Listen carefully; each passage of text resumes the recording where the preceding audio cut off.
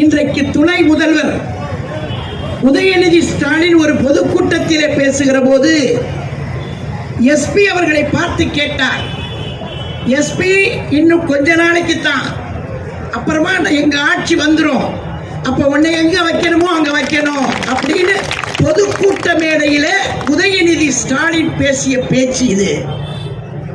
அதையே தான் உதயநிதி ஸ்டாலின் பேசின பேச்சையே தான் நான் கொஞ்சம் மாற்றி சொல்றேன். தயவு செய்து வடசண்டையில் இருக்கிற காவல்துறை அதிகாரிகளே, இன்னும் 9 மாசம்தான், 9 மாசம்தான், எண்ணி வச்சுக்கங்க. மக்கள் ரொம்ப கொதித்து போயிருக்கிறார்கள். அண்ணன் எடப்பாடியார் மீண்டும் தமிழ்நாட்டினுடைய முதலமைச்சராக வருவது எழுதப்பட்டு விட்ட வரலாறு.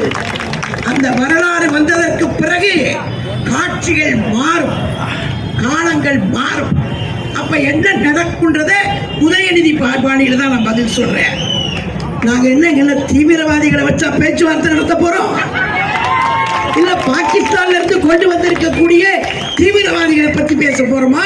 இல்ல இங்கே மறைமுகமா ஒரு திரையை போட்டு, நேற்றுக்கு போட்டிருந்தீங்களே மதுரையில ஒரு திரை, சாக்கடையை மறைக்கிறதுக்கு, சாக்கடையை மறக்கிறதுக்கு ஒரு திரை போட்டிருந்தீங்க பாருங்க, 5 கிலோமீட்டர் நீளத்துக்கு.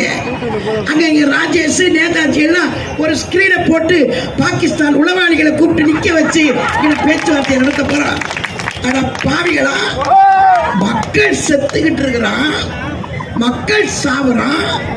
போபால் விஷவாயு மாதிரி இங்க வடசென்னையில விஷவாயு வந்துட்டு இருக்கு. அதை நிறுத்துன்னு நாங்க சொல்றோம். அதை சொல்றதுக்கு இத்தனை கட்டுப்பாடா? அதே விஷவாயு ஒரு போலீஸ்கார் போகும்போது பட்டுச்சுனா செத்து போயிட மாட்டானா? நான் கேட்கிறேன், இந்த போலீஸ் இந்த குடிமகன் தானே,